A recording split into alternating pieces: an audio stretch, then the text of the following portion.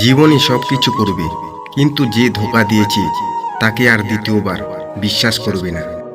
অনেক রাত পর্যন্ত তারাই জেগে থাকে যারা জীবনের সাথে নিজের হিসাবটা আজও মেলাতে পারেনি।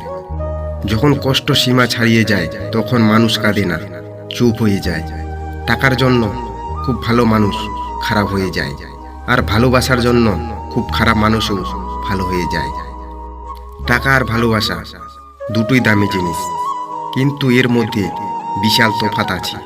সোনার দাম বেশি হলেও কোনো কাজের না, আর কয়লার দাম কম হলেও সেটা ছাড়া দুনিয়া চলে না। সুতরাং জীবনে কয়লা হোক, দামটা কম হলেও তোমাকে ছাড়া যেন দুনিয়া অচল হয়।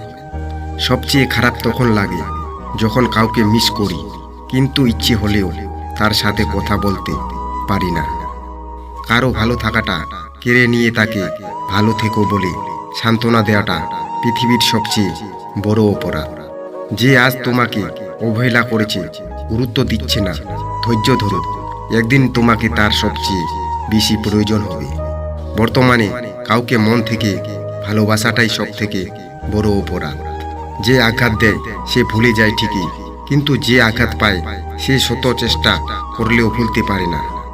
কারো অবহেলিত ভালোবাসার চেয়ে জীবনে একা থাকা অনেক ভালো।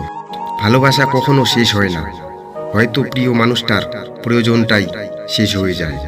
কারণ ব্যস্ত মানুষগুলো তার ইচ্ছে মতো তোমার সাথে কথা বলবে, আর স্বার্থপর মানুষগুলো তার দরকারে তোমার সাথে কথা বলবে। জীবনে দুই ধরনের মানুষের কাছ থেকে দূরে থেকো, এক ব্যস্ত মানুষ, দুই স্বার্থপর মানুষ। মনে কষ্ট নিয়ে, মুখে হাসি নিয়ে এগিয়ে যেতে হয়, কারণ এটাই জীবন। জীবনটা লবণের মতো হয়ে গেছে, আর যতটুকু প্রয়োজন ঠিক ততটুকুই ব্যবহার করি। সুখে থাকার দুটো পদ্ধতি: পরিস্থিতিকে বদলে দাও, নয়তো পরিস্থিতি বুঝে নিজেকে বদলে নাও। বাগানে নতুন ফুল ফুটলে যেমন আগের ফুলের কথা ভুলে যায়, তেমনি আজকাল কিছু মানুষ নতুন কাউকে পেলে আগের সেই প্রিয় মানুষটার কথা ভুলে যায়।